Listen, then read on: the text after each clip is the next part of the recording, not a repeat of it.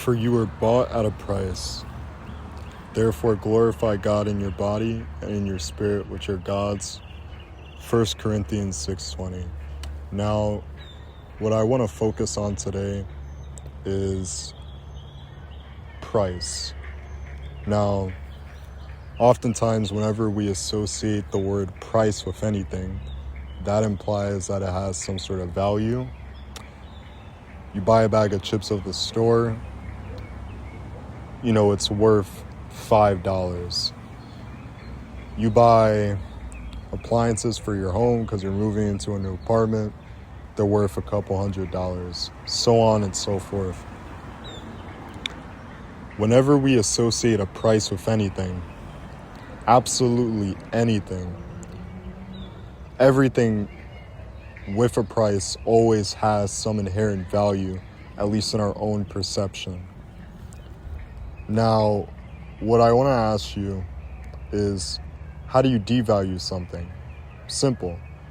Either you increase the production of it to the point where the overall value of the said thing decreases because of its volume and its volume and just how many people are using it. So the overall price decreases due to the influx of production, or the thing in question, just over time,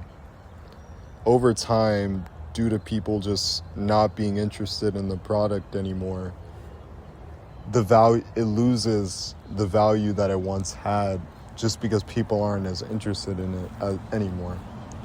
So what I want to talk to you guys about today regarding price is that we ourselves are valuable, Looking at that verse, it says that we were bought at a price. God died for us. He shed his blood for us in the form of Jesus, manifested on earth. He died for us and he shed his blood for us, and we were bought at that price. But the thing is we have a tendency to forget just how valuable we are. Not just to ourselves, but really to God, The fact that he did all of that and bought us with his blood, shed his blood for us, we tend to forget how valuable we really are. And we do this by doing things that inherently disrespect just how invaluable that we are and what we were purchased with. And we do this oftentimes with sin. It can be any sin. It can be stealing, killing, murdering, the 10 Commandments, all those sins, right? But the point that I'm trying to get at is that we are very valuable, and the enemy knows that, right? And because he knows that, he'll do anything within his power to make you complacent, make you forget your value, through multiple things. For me, and I've said to you guys in past videos, I've struggled pretty badly with lust and temptation, and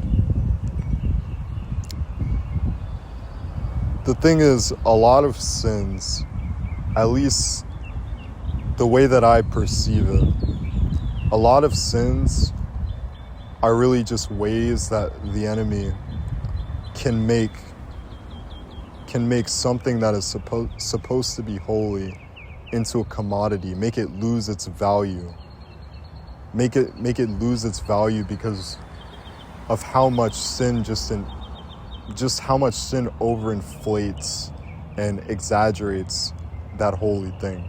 For example, like I said, with lust and temptation, I'm going to focus on that primarily because that is one that I've struggled with a lot. With that sin in particular, God, and we know this, God made families. If we look at the beginning of the Bible, God started off with a family structure, Adam and Eve, and they had their children, Cain and Abel. So starting off in Genesis, the beginning where everything started, God established that there was a proper family structure, that there was to be a man and that there was to be a wife, right? And that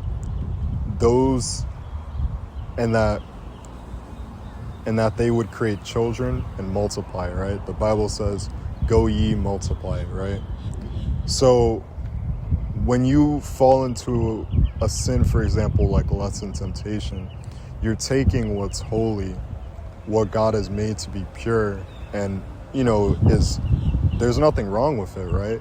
But sin has a tendency to take what's valuable, to take what's holy, and to make the value of it almost decrease, or from our perception make it decrease, because of how much sin over exaggerates and overinflates it, right? Because of the commodity of it. Like I said in the beginning, one of the ways that something can lose its value is if it's perceived to have a lot of volume, to be a commodity, to be something that anyone can get. So when you're looking at pornography, when you're lusting after women, you forget the inherent value, how invaluable it actually is, because of how much the enemy distracts you and tricks you into thinking that it's supposed to be a commodity, that everyone has this, that this should be available to everyone. And because it's perceived that way, it loses its value. And honestly, that's with any sin. Greed, murder, a lot of these sins that we do, it's because the enemy likes to make us think in terms of commodity. And we need to realize how valuable we actually are. Not in a narcissistic way, not in I'm a strong man, because you have to remember, guys, that God will destroy and take down the strong. So pride and strength is not the way.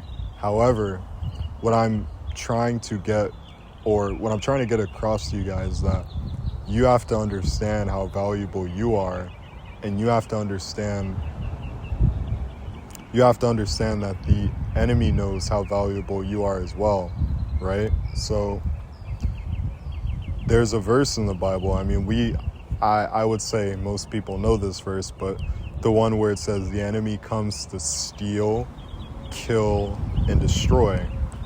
However, notice the first line, steal, right? When a thief comes into your house, a thief will only come into somewhere if they perceive it as worth being valuable, right? So think about this for a second. For example, let's say, God forbid any of you, but let's say a thief is looking at your house, and he's looking at your home, and he's like, ooh, this is a mansion, let's say $700,000 mansion, looked it up on Google Maps, it looks pretty valuable, let's go steal it. Now, here's the thing. The reason why the thief made the deduction that your house was valuable to go and steal something from was because of two things. Number one, because it looks easy to go after. Number two, because the thief realizes its inherent value. So what I'm trying to get across to you guys is we need to understand our value, and we need to understand how valuable that God is to us and how valuable that the enemy knows that we are to God. And we need to stop disrespecting that. We need to stop, like I said, we need to stop lusting. We need to stop letting the enemy tempt us. Whatever sin that you're doing, whatever sin that you're doing, like for me, it was lust and temptation. Whatever that sin may be for you, just remember that, and I know this sounds cliche, you've heard it a million times, but it is so true, that God died for us, that he shed his blood for us, and we are valuable. That is the truth. We are children of God. We are valuable. And the enemy will come. Well, he always does. Just like the verse in Job, when God, I'm sort of paraphrasing, this is not the exact verse, but when God sort of asked Satan what he was doing, he said, and this is sort of, like I said, it's paraphrasing, not verbatim, but he said, I was walking to and fro from the earth. So he was literally walking and looking for someone to devour, right? So, guys, especially in this day and age, the enemy has so many targets, so many people that he's looking to steal from, to destroy from, to use sin as a gateway to take away from them. And I just want you guys to know that you are valuable, that you matter, and that God knows that, and that the enemy knows that. But you can't forget that, because if you forget that, then you're letting the thief know, oh, this is an easy target. And they'll come in your house and they'll steal everything and destroy it. But God bless you guys. Hope you have a great day. See you later. God bless.